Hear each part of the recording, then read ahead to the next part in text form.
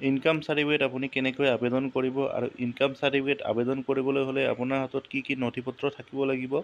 আজিৰ এই ভিডিঅ'টোত ষ্টেপ বাই ষ্টেপ দেখুৱাই দিম গতিকে ভিডিঅ'টো স্কিপ নকৰাকৈ শেষলৈ চাই থাকিব আপুনি যদি মোৰ চেনেলটোত প্ৰথমবাৰৰ বাবে ভিজিট কৰিছে তেনে ক্ষেত্ৰত চেনেলটো সাবস্ক্ৰাইব কৰি ৰাখিব লগতে কাষত থকা বেল আইকনটো অল কৰি ৰাখিব পৰৱৰ্তী সময়ত এনে ধৰণৰ ইনফৰমেটিভ তথা হেল্পফুল ভিডিঅ'ৰ নটিফিকেশ্যন সকলোৰে আগত পাবলৈ তেন্তে দেৰি নকৰি ভিডিঅ'ৰ মূল অংশলৈ আগবাঢ়িছোঁ পোনপ্ৰথমতে আপুনি মোবাইল ফোন নাইবা কম্পিউটাৰৰ যিকোনো এটা ব্ৰাউজাৰত গৈ আপুনি টাইপ কৰিব সেৱা সেতু যেটো অফিচিয়েল পোৰ্টেল আছে এই পোৰ্টেলটোত অহাৰ লগে লগে আপোনাৰ সন্মুখত এনেকুৱাকৈ স্ক্ৰীনখন আহিব ইয়াতে আপুনি তলত দেখা পাইছে সিটিজেন সাৰ্ভিস ইয়াতে আপুনি ক্লিক কৰি দিব ক্লিক কৰি দিয়াৰ লগে লগে আপোনাৰ সন্মুখত এনেকুৱা এটা পেজ খোল খাই আহিব স্ক্ৰল ডাউন কৰি তললৈ আহিব ইয়াতে আপুনি দেখা পাইছে সাৰ্চ ইয়াতে আপুনি ইনকাম বুলি লিখি দিব লগে লগে আপোনাৰ সন্মুখত এনেকুৱাকৈ আহিব ইয়াতে আপুনি দেখা পাইছে issuance of income certificate revenue department ইয়াতে কাষত দেখা পাইছে প্ৰচিড ইয়াতে আপুনি ক্লিক কৰি দিব লগে লগে আপোনাৰ সন্মুখত এনেকুৱাকৈ পেজটো খোল খাই আহিব ইয়াতে আপুনি দেখা পাইছে ৰিকুৱাৰমেণ্ট কি ডকুমেণ্ট লাগিব ইয়াতে আপুনি দেখা পাব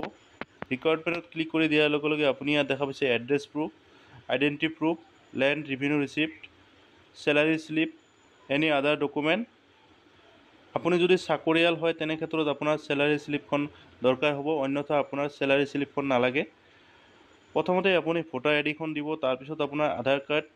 তাৰ পিছত খাজানা ৰচিদখন দিব তাৰ পিছত আপোনাৰ ৰেচন কাৰ্ড যিখন থাকে সেইখন আপুনি আপলোড কৰিব লাগিব ৰেচন কাৰ্ড নাথাকিলে আপুনি এখন কোৰ্ট এফিডেভিট উলাব লাগিব এইখিনি ডকুমেণ্ট হ'লেই আপুনি ইনকাম সাৰ্টিফিকেটখন উলাই ল'ব পাৰিব ইয়াৰ বাবে আপুনি এপ্লাই যেটো অপশন আছে ইয়াত আপুনি ক্লিক কৰি দিব ক্লিক কৰি দিয়াৰ লগে লগে আপোনাৰ সন্মুখত এনেকুৱাকৈ পেজটো খোল খাই আহিব ইয়াতে আপুনি দেখা পাইছে সিটিজেন সিএসসি আপুনি সিটিজেন যেটো আছে ইয়াত ক্লিক কৰিব তাৰ পিছত তলত দেখা পাইছে স্ক্ৰল ডাউন কৰি তলত আহিলে দেখা পাব লগইন এণ্ড ৰেজিষ্টাৰ আপোনাৰ যদি লগইন কৰা থাকে তেনে ক্ষেত্ৰত আপুনি লগইন কৰি ল'ব আৰু নাইবা লগইন কৰা নাথাকিলে আপুনি ৰেজিষ্টাৰ অপশনটোত ক্লিক কৰি ৰেজিষ্টাৰ কৰি লগইন কৰিব লাগিব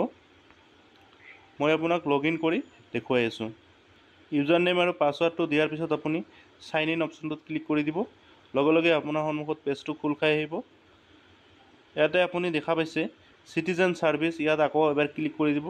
ক্লিক কৰি দিয়াৰ পিছত আপুনি তললৈ স্ক্ৰল ডাউন কৰি তলত আহিব আহাৰ পিছত আপুনি ইনকাম বুলি সাৰ্চ কৰিব ইনকাম সাৰ্চ কৰি দিয়াৰ লগে লগে আপুনি তলত দেখা পাইছে ইনকাম সাৰ্টিফিকেট ৰেভিনিউ ডিপাৰ্টমেণ্ট প্ৰচিডত আকৌ ক্লিক কৰি দিব লগে লগে আপোনাৰ সন্মুখত এনেকুৱাকৈ পেজটো খোল খাই আহিব ইয়াতে আপুনি দেখা পাইছে এপ্লাই ক্লিক কৰি দিয়াৰ লগে লগে আপোনাৰ সন্মুখত ফৰ্মখন খোল খাই আহিব স্ক্ৰল ডাউন কৰি তললৈ আহিব ইয়াতে সকলো দিয়া আছে তাৰ পিছত আপুনি ইয়াত দেখা পাইছে ভাষা ইয়াত আপুনি ক্লিক কৰিব আপুনি কোনটো ল্যাঙ্গুৱেজত আপোনাৰ ইনকাম সাৰ্টিফিকেটখন বিচাৰে তেনে ক্ষেত্ৰত আপুনি ল্যাঙ্গুৱেজটো চুজ কৰি ল'ব ল্যাঙ্গুৱেজটো লোৱাৰ পিছত আপুনি আবেদনকাৰীৰ নাম প্ৰথমতে লিখি ল'ব তাৰ পিছত আপুনি আবেদনকাৰীৰ লিংগ মেল নে ফিমেল হয় হেতু লিখি ল'ব তাৰ পিছত আপোনাৰ আবেদনকাৰীৰ পিতৃৰ নাম তাৰ পিছত মোবাইল নাম্বাৰটো লিখি ল'ব মোবাইল নাম্বাৰটো দিয়াৰ পিছত আপোনাৰ সম্পৰ্ক বা ৰিলেশনশিপ ইয়াতে আপুনি ক্লিক কৰিব ক্লিক কৰাৰ পিছত son of daughter of wife of husband of select কৰি ল'ব সিলেক্ট কৰি লোৱাৰ পিছত আপোনাৰ ইয়াতে আত্মীয়ৰ নামটো বহুৱাই দিব তাৰ পিছত আপুনি ইয়াত দেখা পাইছে উপাৰ্জনৰ উৎস ইয়াত আপুনি ক্লিক কৰিব ইয়াৰে আপোনাৰ যিকোনো এটা সিলেকশন কৰি দিব তাৰ পিছত আপোনাৰ জীৱিকা ফিলআপ কৰি ল'ব তাৰ পিছত কিমান টকা বছৰত আয় হয় হেতু আপুনি ফিলআপ কৰিব তাৰ পিছত আপোনাৰ ঠিকনা লিখিব লাগিব আপোনাৰ ভিলেজ নামটো লিখি ল'ব তাৰ পিছত